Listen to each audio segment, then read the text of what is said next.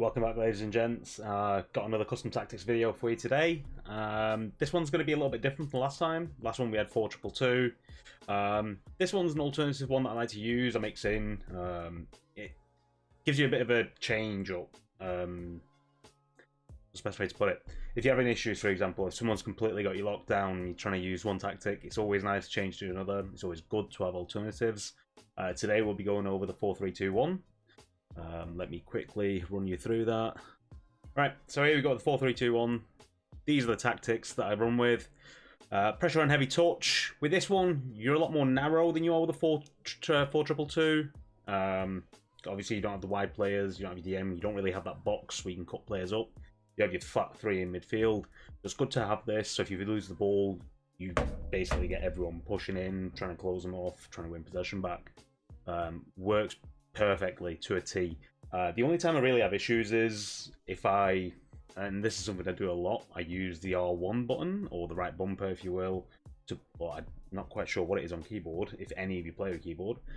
But if you use that a lot, you'll notice as soon as you lose possession, AI will push your players towards the opponent to win possession back. And if you're using the right bumper, or R1, you'll notice you're pulling players out of position, and it can leave gaps, so be careful with that. But generally, if you leave it on its own, control your player, the AI will do the trick for you, and they'll either lead them to your guy that you're controlling, or the AI will win it back itself. So that's what I like to go with. Next, width 50. I've kept that basic. I've not messed around with it. I feel like the width on this is perfect because you have your wide wingers, as well as the 3 flat in midfield. It seems to be best to leave this on 50, just on basic. For depth, 72. Main reason behind that is it gives you auto offside trap, which is great. And with this formation, I want it to be a bit more attacking, so I like the fact that my team is further up the pitch. But the best thing with this, though, is make sure your defenders are pacey and have lengthy. I mean, that is the case for most of them, but it does really help, really.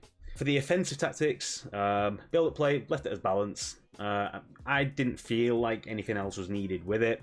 I mean, if you wanted, you could put, where's it gone, long ball on to get, but that totally depends on the in-game tactics or instructions, if you will, you have on your players.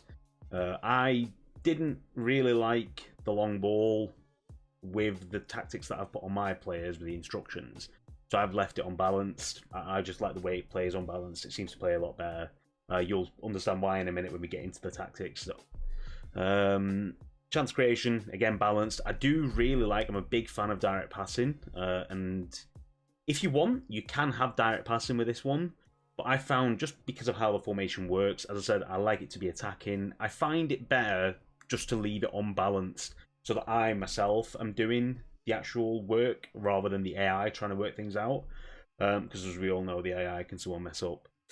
Width 55. It's nice to have it a little bit wider than the defensive style. If you wanted, again, you could have it 50. It's the same with the defensive style. Anywhere in a 5 range, it's not really going to make a huge difference where it's going to affect your gameplay. So if you wanted anywhere between 50 and 55 is fine. I found 55 is good, so I've left it on that. Players in the box 5. These 3 really are totally up to you. It depends on your style of play. If you like to whip the ball in, if you have a tall guy up top, let's say Crouchy, put that up a bit more. Maybe it'll pull another play in. It might work better for you. You can pass it, shoot, and score. I found just leave it on 5. Works perfectly. The corners, again, totally depends. If you're a guy who whips the ball in to get the headers and score, put this up. If you like to play it short, you might be better off putting it down. I quite like 2. I have thought about putting it up a little bit more recently, but I wasn't really convinced, so I've just left it on 2. Plus, a lot of people move their goalkeepers nowadays, and it kind of ruins corners, actually whipping them in. So I just felt like leaving it on 2 is fine. And for free kicks, I always leave it on 1.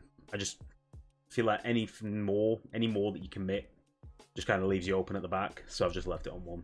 Right, next formation, obviously 4-3-2-1. I found it always works better if you have, for your wingers, if you have a left-footed guy on the left and a right-footed guy on the right. It works if you do shooting across the net, which I found works better this year than anything. Obviously, if they move the goalkeeper, you can go near post. But I like having whoever's on the left to be left-footed and whoever's on the right to be right-footed. I just feel like it works better. Plus, if you occasionally get the opening, you can cross the ball in as well. So I've left those like that. For the instructions, right, for the striker, you've got stay central and get in behind. I like my striker just staying in the middle of the pitch and ready to make a run as soon as either my midfielders or my wingers get a position to pass him the ball to feed him for on goal. So yeah, for your striker, stay central, get in behind. For the interceptions, defensive support, leave it unbalanced. You don't need to put this on stay forward, the defensive support. You just don't. If you want to, you can do.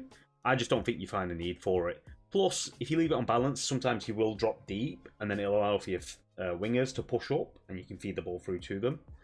So I'd just leave that unbalanced.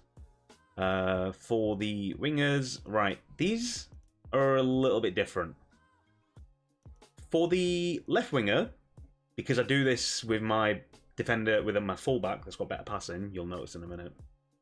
So my left winger on the 4-3-2-1, I've got balance width, get in behind, because I do still want him getting behind, because as I said, because I leave my striker unbalanced, I like that sometimes he'll drop deep and my wingers will push up, so I can feed them the ball, and then they'll go in and score sometimes, or assist, or whatever. So I find that works really well. So yeah, balance width, get in behind, interceptions stay as they are, and for the defensive support, I've left it on come back on defence. Now the reason for that is my fullback here, as you can see, I've not got this on stay back while attacking. I've got it on balanced.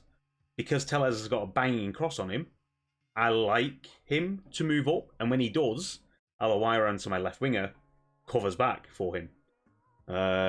Hence also the overlap, which a lot of people do. So that's the left wing and the left back. So left wing, balance width, get in behind, normal, come back on defence. Left back, balance attack, not stay back. Normal, overlap, and stick to position. Now, for the right winger, we've got your usual. We've got stay central, because I want him somewhere near the box, somewhere in a position to shoot and score, if he can do. Get him behind again, and then for the balance, for the defensive support, I've left it on basic this time, just default. I didn't touch it. And then for the right back is your usual, stay back while attacking, and overlap. Right, for the midfielders, we have one of these, the most attacking one. We have rather than, like with these two, I have stay back while attacking, because they're more defensive, more box-to-box midfielders, if you will, for me. Whereas Chiesa's more attacking. So, your most attacking midfielder, attacking support, leave it on balanced attack. For the others, stay back while attacking. Right, and then, again, the only other difference, for the defensive position, I've left it on default with a more attacking one, because chances are I'm going to want him up front in the attack with the other three. Leave that on cover wing, and just leave it on default. For the other two, the only thing that changes is defensive position, cover centre. I want them covering the midfield, basically, while the other guy can join the attack. Or stay and help. It depends how I use him. But if I do decide to push him forward, I want the other guy staying back and holding down the midfield. For the centre-backs, I've touched nothing. And for the goalkeeper, again, like I said in the last video, this is totally up to you. It seems to be a personal thing. I genuinely despise touching anything on this. Because I feel like goalkeepers are already bad enough as they are, typically. We all know they make mistakes. And I don't like touching any of these. I just feel like they throw the AI off because it's trying to force the goalkeeper to do something. And I just don't like touching it. So yeah, both unbalanced. And yeah, those are the tactics for the 4-3-2-1.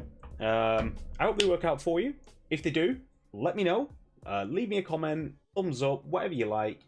And yeah, that was the video for today.